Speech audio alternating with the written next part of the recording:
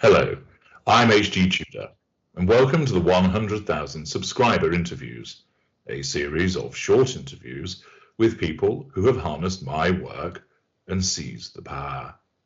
My next guest is ready to talk to me, so let's find out some more about them. Hello, what's your name, and where are you from? Hi, my name is Rachel. I'm 40 years old, married with children, and I live in Manchester, UK. Hello, Rachel of Manchester, God's city, where the best football team in all the world and all the land resides, as I'm sure you'll appreciate.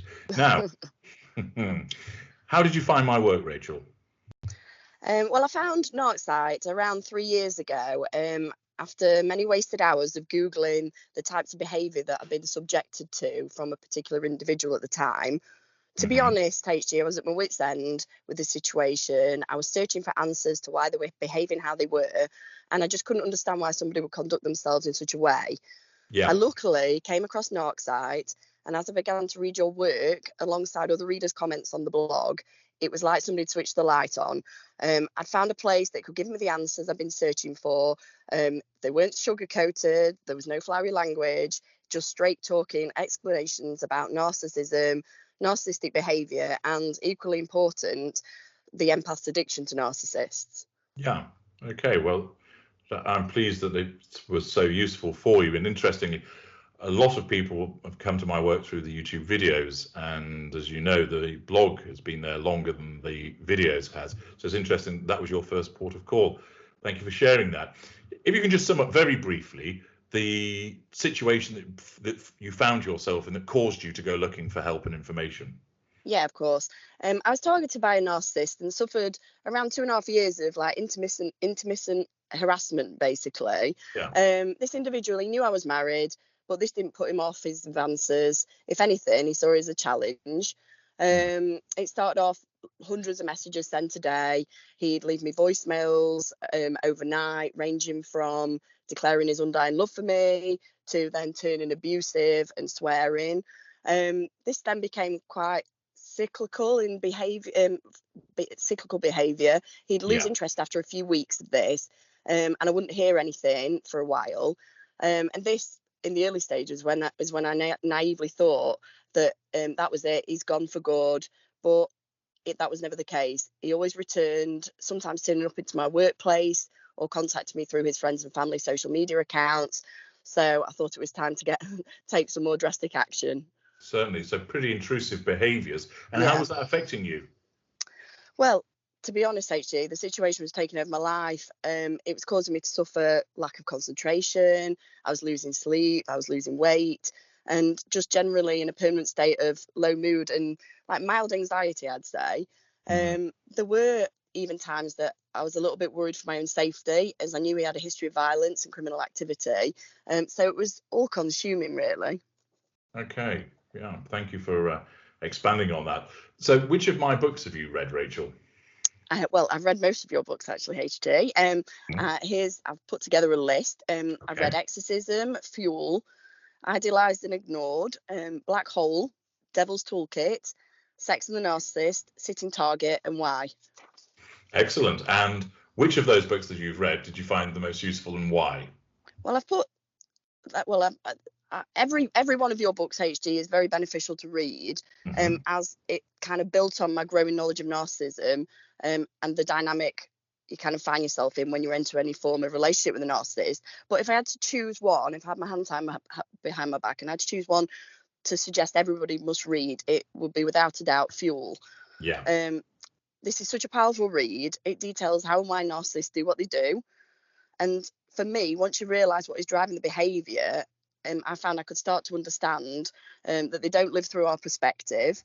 And actually, what I was doing was exasperating the situation by giving any form of response to this guy's behaviour, good or bad. This is exactly what he was wanting and what he was driving to promote. I learned really from this book that there was no real thing as a bad reaction to a narcissist. It's everything. Any emotional reaction feeds the very thing that narcissists live for, and that's fuel. You've certainly taken that on board. Excellent. And I think you've dipped into the knowledge vault as well, haven't you? Yes, I have. I've accessed many of your products in the knowledge vault. Hmm. Which one was the one that's helped you most? That was a hard one to answer. However, I think Zero Impact had gave me the most benefit. It enabled me to understand the concept of my own emotional thinking and taught me how to recognize when I was making decisions based on this, and how to begin to apply logical thinking to achieve freedom from this individual.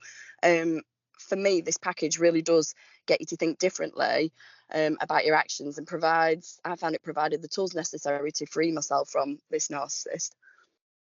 Good. Now, we've spoken a number of times in the past. Yes.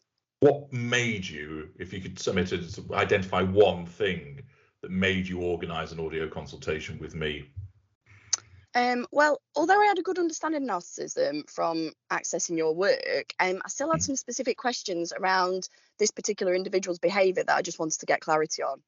Yeah, so you wanted to gain some understanding. And when you organised that and you were about to speak to me, how did you feel that first time? Looking back, I suppose I felt quite nervous. I didn't know what to expect.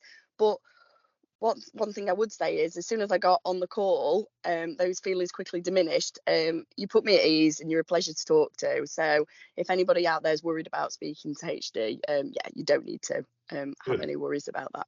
Thank you for that endorsement. And with all of that situation that you were dealing with, where are you up to now with this particular individual? Oh, I'm really pleased to say, HD, that I am in total no contact with this narcissist, even as far as I have stopped thinking about him completely. I think it's fair to say I'll never truly let my guard down, due to the lengths he's gone to in the past to get to me. But with the help of you, I've put a really robust no contact regime in place, which will make any contact extremely difficult. This I feel this in turns enabled me to lower my emotional thinking, so that if by any chance in the future he does manage to get hold of me or contact me, I'll not react or engage. Excellent, well done. What part of my work has helped you the most, and why? Well, I would advise anybody that is struggling with any sort of relationship with a suspected narcissist to conduct a narc detector. This, for me, was the turning point. Like, actually understanding what type of narcissist I was dealing with and what their common traits and behaviours were helped me to stop making excuses for this man, and made me face up to the severity of the situation. Good. And what would you like to learn more about, Rachel? Well, I suppose I'd like to build on my knowledge of the different schools and cadres of narcissists. I feel like I've got a wealth of experience about the school and cadre of the particular narcissist that I was having problems with. But I've still got a lot more to learn on other types. So yeah, that's where I'd like to spend some time. Okay. And do you identify as an empath? And if you do you know your school and cadre? Yes, I'm an empath, and I've had this confirmed by you through an empath detector. I am a majority standard empath, and my cadre is I'm a majority magnet with a strong geyser element. So drawing people to you and fountaining with fuel. Marvellous. And what do you think of narcissists now, Rachel? Well, I think I look back and realise that my life's been full of a wide variety of narcissists over the years.